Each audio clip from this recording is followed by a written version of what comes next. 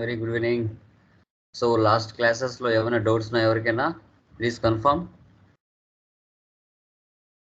Any doubts? Clear sir. Clear కదా?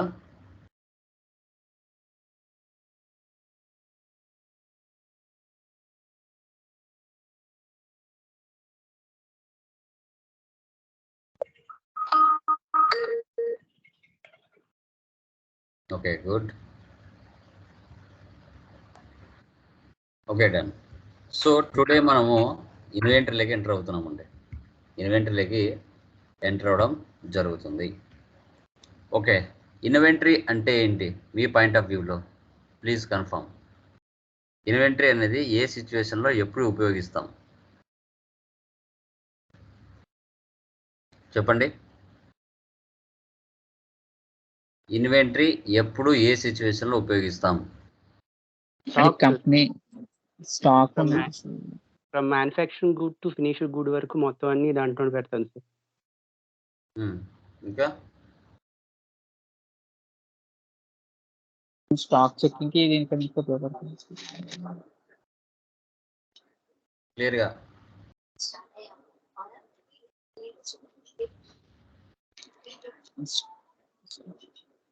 Clarity కావాలి. ఇంకా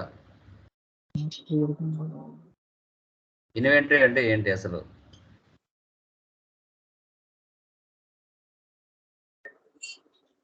ఎవరైనా చెప్పచ్చు. ఇన్వెంటరీ ఎప్పుడు ఉపయోగిస్తాం?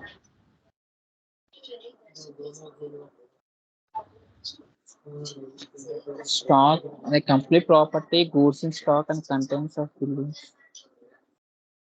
or list of items మనం చేసుకుంటాం.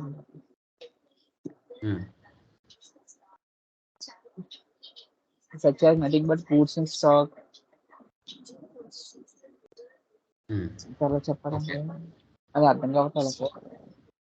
ఇన్వెంటరీ అంటే పర్టికులర్గా one type of business, the nature of business.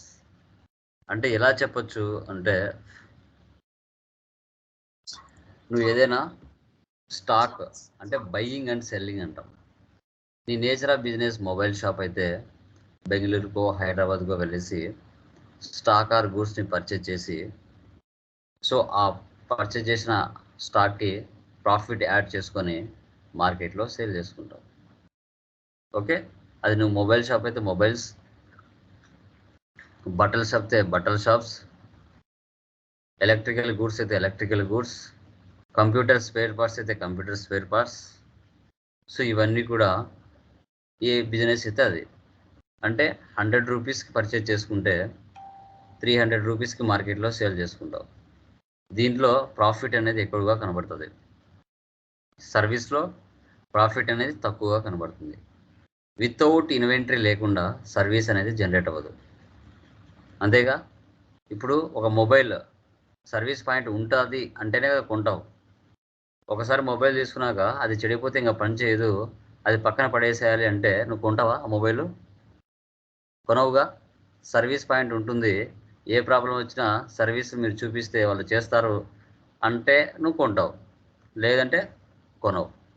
So కాబట్టి ఇన్వెంటరీ లేకుండా సర్వీస్ అనేది జనరేట్ అవ్వదు. సో ఇన్వెంటరీ అంటే బయ్యింగ్ అండ్ సెల్లింగ్ అంటాం, అంటే ప్రాఫిట్ ఎక్కువగా ఉంటుంది. అది నీ నేచర్ ఆఫ్ బిజినెస్ బట్టి మార్కెట్లో బిజినెస్ అనేది జరుగుతుంది. అది నువ్వు గమనించాలి. సో ఇక్కడ ఒక ప్రాబ్లం మనం చూసుకుంటే, లోకేట్స్ రెడీమేడ్ షోరూమ్ 20 lakhs పెట్టి వీళ్ళు బిజినెస్ స్టార్ట్ చేశారండి. సో వీళ్ళు మార్కెట్లో ప్యాంట్స్, షర్ట్స్, షూస్ వీటిని పర్చేజ్ చేసి మార్కెట్లో ఎన్ నెంబర్ ఆఫ్ కస్టమర్స్కి సేల్ చేస్తూ ఉంటారు. ఓకే, సో అలా పర్చేజ్ చేసి సేల్ చేయంగా నెట్ ప్రాఫిట్ ఎంత వచ్చింది అనేది మనం గమనించాలి. సో తర్వాత మీరు చూసుకుంటే ఇక్కడ సర్వీస్లో మీకు డెబిట్ క్రెడిట్ షో చేస్తుంది, ఇన్వెంటరీలో మనకి పర్చేజ్లో కానీ సేల్స్లో కానీ క్వాంటిటీ రేటు షో చేస్తుంది. ఇన్వెంటరీ నుంచి పర్చేజ్లో కానీ సేల్స్లో కానీ ఫార్మాట్ మారిపోతుంది, డెబిట్ క్రెడిట్ రాదు, డిఫరెన్స్ మారిపోతుంది. ఇక్కడ 20 lakhs పెట్టి బిజినెస్ వాళ్ళు స్టార్ట్ చేశారు. హర్ష షోరూమ్ నుంచి ఐటమ్స్ని ప్యాంట్స్, షర్ట్స్, షూస్ పర్చేజ్ చేశారు. చేసిన తర్వాత అదే క్వాంటిటీని మార్కెట్లో కస్టమర్స్కి సేల్ చేశారు. సో అప్పుగా పర్చేజ్ చేశారు, అప్పుగా సేల్ చేశారు. వాళ్ళు కొద్ది రోజుల తర్వాత డబ్బులు మనం పే చేయడం కానీ కస్టమర్స్ ఇవ్వడం కానీ జరుగుతుంది. అలా హోల్ ప్రాసెస్ జరిగంగా బిజినెస్ ప్రాఫిట్లో ఉందా లాస్లో ఉందా అనేది కూడా ఇక్కడ మనం తెలుసుకోవచ్చు. ఓకే, ఇప్పుడు ఈ కంపెనీ నేను క్రియేషన్ చేస్తున్నాను. Lokesh readymade showroom, control C, create company, control V paste, control C copy, control V paste, Andhra Pradesh, SR no ఇవ్వండి, enter. Maintain accounts first option yes పెట్టండి, బిల్ వైజ్ నో పెట్టండి. ఈ రోజు నుంచి చేసే ప్రతి ప్రాబ్లంలో కూడా maintain inventory, integrate accounts with inventory, ఈ రెండు ఆప్షన్స్ ఎస్లో ఉండాలి. ఈ రెండు ఆప్షన్స్ కూడా ఎస్లో ఉండాలి. రిమైనింగ్ అన్ని నోలో పెట్టాలి. Remaining no. So maintain accounts option yes ఉండాలి. తర్వాత maintain inventory yes, integrate accounts with inventory yes, remaining అన్ని నో ఉండాలి. Yes or no, save. Okay, so once ఒకసారి కంపెనీ క్రియేషన్ చేస్తానే 28 groups, 2 ledgers, 24 voucher type keys ఉంటాయి. Okay, క్రియేట్లోకి వెళ్తున్నా. ఇప్పుడు చూడండి, ఇంతకుముందు మీకు ఓన్లీ అకౌంటింగ్ మాస్టర్స్ మాత్రమే చూపించేటివి. ఈ రోజు నుంచి ఇన్వెంటరీ మాస్టర్స్ కూడా మీకు షో చేస్తాయి. ఎందుకు? F11లో ఇన్వెంటరీ మాస్టర్స్ అనే ఆప్షన్ ఎస్ పెట్టడం వల్ల ఇవి వచ్చినాయి. లేదు అవి నో పెట్టేసావనుకో ఆ ఆప్షన్స్ అక్కడ కనిపించవు. నో పెట్టాను కదా, కంట్రోల్ ఏ, సేవ్. ఉన్నాయి ఇక్కడ లేవు చూడండి. మళ్ళీ ఎస్ పెడితే మళ్ళీ వస్తాయి.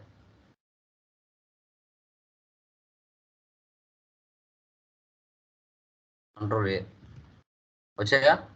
సో అది. సో ఫస్ట్ లెడ్జెస్ చేద్దాం. లెడ్జెస్ ఏమేమి ఉన్నాయి ఈ ప్రాబ్లంలో చెప్పండి, ఎవరైనా చూద్దాం.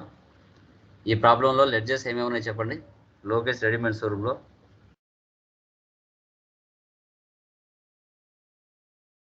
చెప్పండి. అస్టర్ షోరూమ్ పర్చేస్ ఏంటండి? పర్చేస్. ఇంకా తర్వాత Asian readymade showroom sir. Aster showroom అని మేషన్ విషయం సార్. ఇంకా అంతే సార్. అది ఉంటుంది capital account, purchase accounts, Aster showroom, sundry creditors, next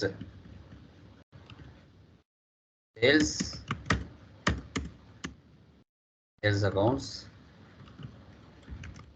Indian traders, sundry debtors, తర్వాత దినేష్ ట్రేడర్స్, sundry debtors. ఇవి క్యాజువల్గా మీరు ఇప్పటి వరకు చేసిన. ఎస్కేప్ ఇవ్వండి. ఇప్పుడు యూనిట్స్లోకి వెళ్ళండి. Unit enter, symbol formal name. అంటే మీరు పర్చేజ్ చేసేటప్పుడు ఎలా పర్చేజ్ చేస్తున్నారు అనేది కాన్సెప్ట్ ఇక్కడ.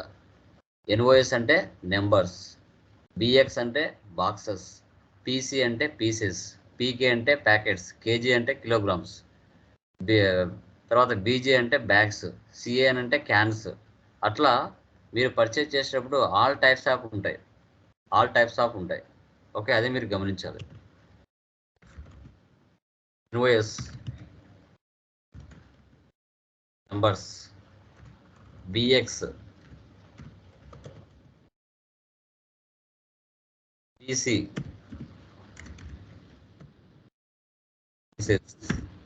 పీకే అలా లేవు, నేను చేస్తున్నాను ఇక్కడ. KG, kilograms, BG, bags. ఇలా మన రియల్ టైంలో వర్క్ చేసేటప్పుడు ఆల్ టైప్స్ ఆఫ్ రావచ్చు. ఓకే, డిఫరెంట్ క్వాంటిటీస్లో ఉండవచ్చు. ఓకే, కాబట్టి అన్నీ చేసుకుంటాం. ఎస్కేప్ ఇచ్చిన తర్వాత స్టాక్ గ్రూప్లోకి వెళ్ళండి. స్టాక్ గ్రూప్స్ ఏమున్నాయి ఇక్కడ? Pants, shirts, shoes. వీటిని స్టాక్ గ్రూప్స్ అంటాం. మీరు రియల్ టైంలో చేసుకున్నట్టు చేసుకోవచ్చు, లేదంటే లేదు, మీ చాయిస్. షర్ట్స్,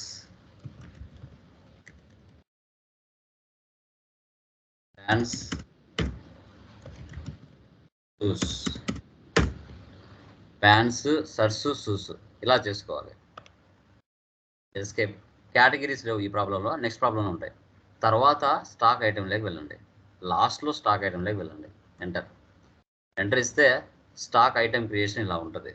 ఓకే, ఫస్ట్ డిగ్ జామ్ ప్యాంట్. మీరు చేసింటి గ్రూప్స్, యూనిట్స్ ఆఫ్ మెజర్స్ ఈ ప్లేస్లోకి వచ్చేసి ఉంటాయి. ప్యాంట్స్ తీసుకోండి. ఓకే, యూనిట్స్ ఎట్లా పర్చేజ్ చేశారు? మీరు నెంబర్స్లో పర్చేజ్ చేశారు, అంటే NOS. Accept or no save.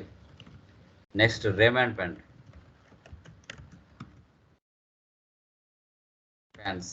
ఇవి కూడా నెంబర్సే.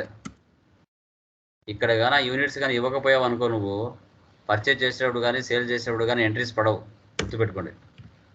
తర్వాత OCM pants, NOS numbers. So తర్వాత జోడాయిక్ షర్ట్స్. ఇక గ్రూప్ ఏం తీసుకోవాలి? షర్ట్స్ తీసుకోవాలి. ఇది కూడా నెంబర్సే. Next Oxemberg shirts.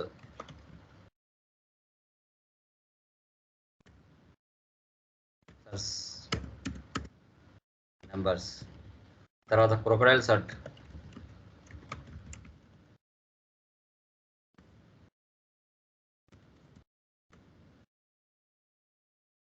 Bata shoes.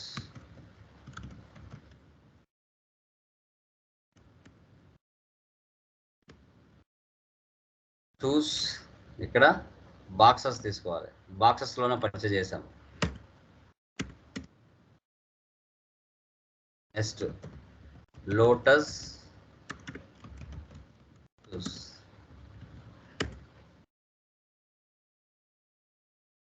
Next Nike shoes.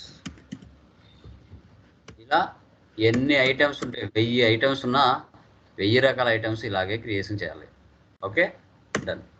ఇది వితౌట్ GSTతో క్రియేట్ చేయడం. విత్ GST అనేది ఫర్దర్ క్లాసెస్ వస్తాయి. ఎస్కేప్. ఇప్పుడు ఓచర్స్లోకి రండి. ఓచర్స్లోకి వచ్చిన తర్వాత ఫస్ట్ రిసిప్ట్లోకి వెళ్ళండి.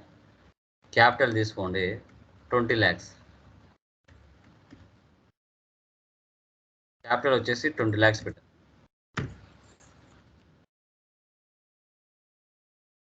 Okay, done. ఇప్పుడు పర్చేజ్ ఫ్రమ్ హర్ష నుంచి పర్చేజ్ చేసాం, అంటే F9లోకి వెళ్ళండి.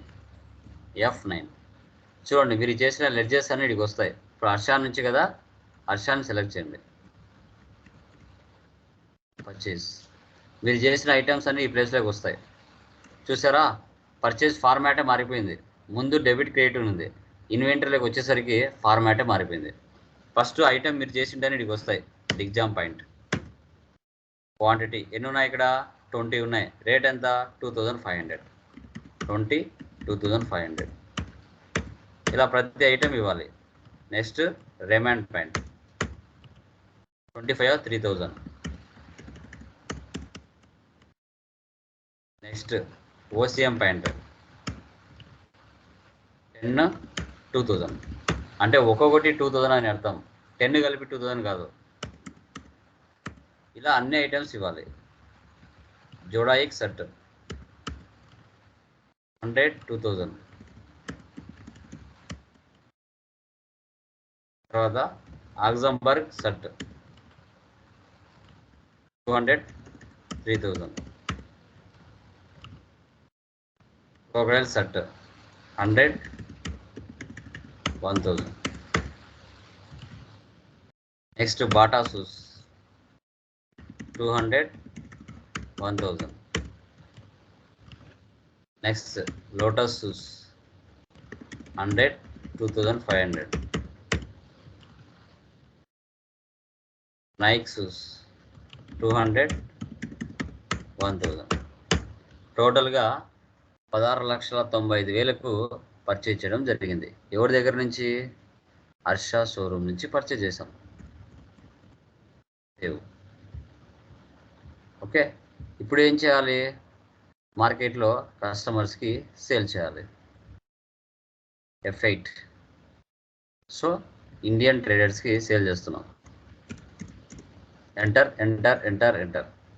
పైన పర్చేజ్ చేసావు కాబట్టి ఇప్పుడు స్టాక్ జనరేట్ అయింటుంది. ఇప్పుడు మార్కెట్లో కస్టమర్స్కి ప్రాఫిట్కి సేల్ చేస్తాం. డిగ్జామ్ పాయింట్ 10, 3000. స్టాక్ జనరేట్ అయిందా? రైట్ సైడ్లో చూడండి, అది ఒక్కొక్కటి 3000. నువ్వు కొనింది మాత్రం 2500కి. సెట్ 100, 2500. అగ్జాంబర్గ్ 200, 3200. Next Bata shoes 150, 2200. తర్వాత నైక్స్ 180, 1200. 14,66,000కి ఇండియన్ ట్రేడర్స్కి ఐటమ్స్ని సేల్ చేస్తాం. Save. Next receipt from debtors. ఎవరు వస్తారు డెప్టార్స్ అంటే? అక్కడ రిసిప్ట్ ఫ్రమ్ డెప్టార్స్ అంటే ఎవరు వస్తారండి?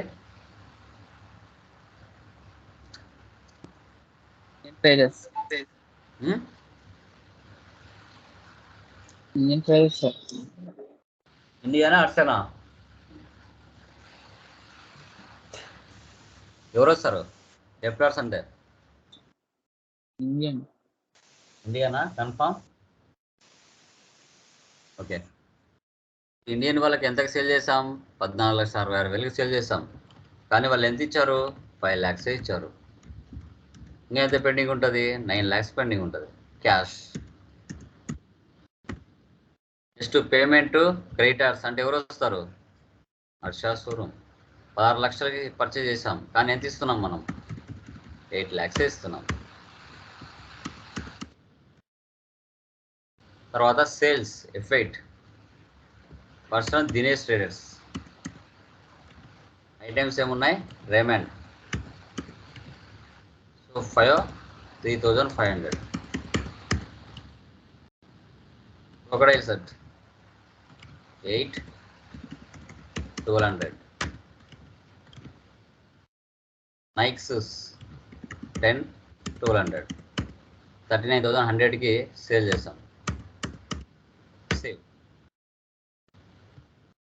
స్కిప్. ఇప్పుడు వెళ్ళి ప్రాఫిట్ అండ్ లాస్ చూడండి. Alt F1 expand. So net profit 3,17,100.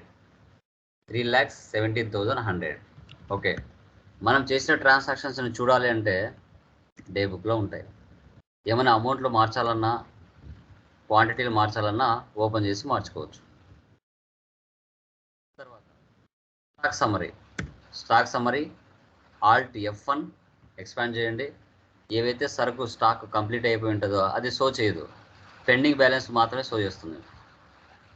తర్వాత F12 so goods inverse, so goods outwards. ఈ 2 ఆప్షన్స్ వేసి పెట్టండి. ఇన్వర్స్ అంటే పర్చేస్ అని, అవుట్వర్డ్స్ అంటే సేల్స్ అని, రిమైనింగ్ క్లోజింగ్ బ్యాలెన్స్. ఇక్కడ డిగ్జామ్ పాయింట్ 20 కొన్నాం, 2,500 పెట్టాం. 10 సేల్ చేసాం 3,000కి, అంటే 500 ప్రాఫిట్కి సేల్ చేసాం. ఇంకా రిమైనింగ్ 10 ఉన్నాయి. ఓసిఎం పాయింట్ 10 పర్చేజ్ చేసాం, 10 అలాగే ఉన్నాయి. 10 ఏం సేల్ చేయలేదు, క్లోజింగ్ బ్యాలెన్స్లో అలాగే చూపిస్తుంది. ప్రజెంట్ మన దగ్గర ఉన్న సరుకు 16,95,000 ఉంది ఇన్వర్స్ పర్చేజ్. సేల్ మాత్రం 15,05,100 రూపాయలు ఉంది. సో క్లోజింగ్ బ్యాలెన్స్ వచ్చేసి 5,07,000 ఉంది. ఓకే, ఇలా మనం చెక్ చేసుకోవచ్చు. ఓకేనా? ఇలా చేయాలండి inventory. Clear? Any doubts? Sir nothing clear. Yes, sir. Next problem కూడా మీరు చేయాలి. ఇక్కడ ఓన్లీ కేటగిరీస్ మాత్రం వస్తాయి. ఈ మెడిసిన్స్, జనరల్ ఐటమ్స్ ఇవి రెండు stock groups. Pain killers, antibiotics, syrups ఇవన్నీ కేటగిరీస్. ఈ నిమ్స్లైడ్, ఓవరాన్ ఇవన్నీ ఐటమ్స్. ఇక్కడ బాక్సెస్, ఇక్కడ బీటీ అంటే బాటిల్స్, పీకే అంటే ప్యాకెట్స్, పీసీ అంటే పీసెస్. జస్ట్ చూపిస్తాను,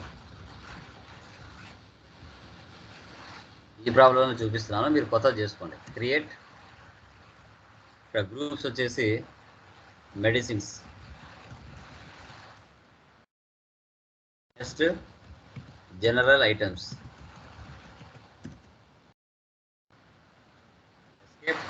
next stock category, pain killers,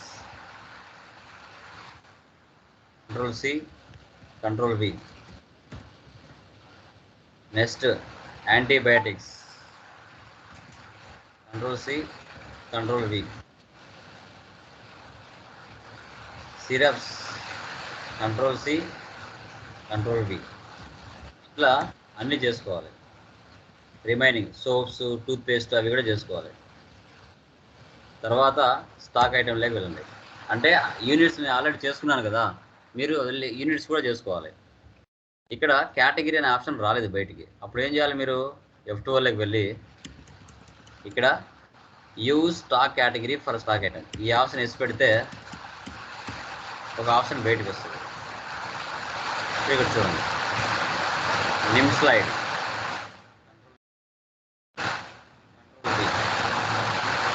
medicines, painkillers, boxes ఇలా తీసుకోవాలి. Next amoxicillin, control C. Just ఒక్కొక్కటి చూపిస్తున్నాను.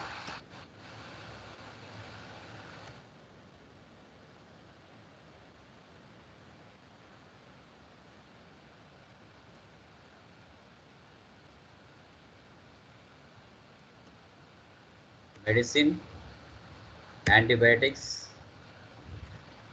బాక్సెస్ ఇలా. నెక్స్ట్ జింటస్, control C, control V. Medicines, syrups, bottles నేను చేయలేదు కదా, మీరు అక్కడ చేయండి. ఇక్కడ నేను జస్ట్ పీసీ అని తీసుకుందాను. ఇలా ఏ అండర్కి, ఏ గ్రూప్ కింద ఏ అండర్ వస్తుందో అనేది చేసుకోండి. ఇప్పుడు నెక్స్ట్ జనరల్ ఐటమ్స్ ఉంది. Pears, control C, control V. ఇక్కడ జనరల్ ఐటమ్స్ కేటగిరీ నేను ఇక్కడ చేయలేదు కదా, మీరు సోప్స్ అని చేసుకోవాలి. ఇక్కడ చేస్తున్నాను. సోప్స్ ఏమున్నాయి, బాక్సెస్ ఇలా జనరల్ ఐటమ్స్ కింద తీసుకోవాలి. ఇలా అన్నీ తీసుకొని ఒకే పర్చేజ్లోనే అన్నీ వేయాలి.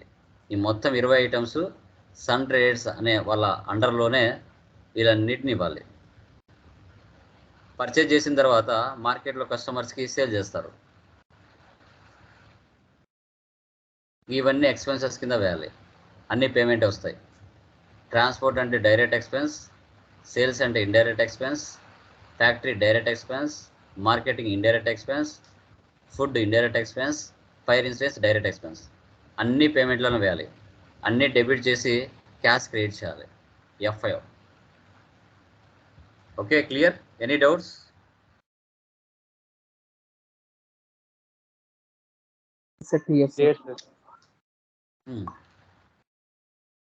అన్నీ చేసేయండి. ఈ రోజుకి అది అయిపోతుంది. టుమారో మనం ఓపెనింగ్ బ్యాలెన్స్ ఎలా ఎంటర్ చేయాలనేది టుమారో క్లాస్లో చెప్తున్నాం. ఓకే, వీడియోని 1-2 సార్లు చూడండి, నిదానంగా అర్థం చేసుకోండి. తొందర అవసరం లేదు. ఒక సాఫ్ట్వేర్ నేర్చుకుంటున్నామంటే 1-2 సార్లు వీడియోని చూడాలి. ఫస్ట్ టైం నేర్చుకునేటప్పుడు ఇమీడియట్గా మైండ్కి ఎక్కువ. ఒక 10-15 క్లాసులు అయిపోయిన తర్వాత ఆటోమేటిక్గా అన్నీ అర్థమైపోతాయి. ఓకే, సో అది ఓకేనా గైస్? ఓకే అండి, గుడ్ నైట్.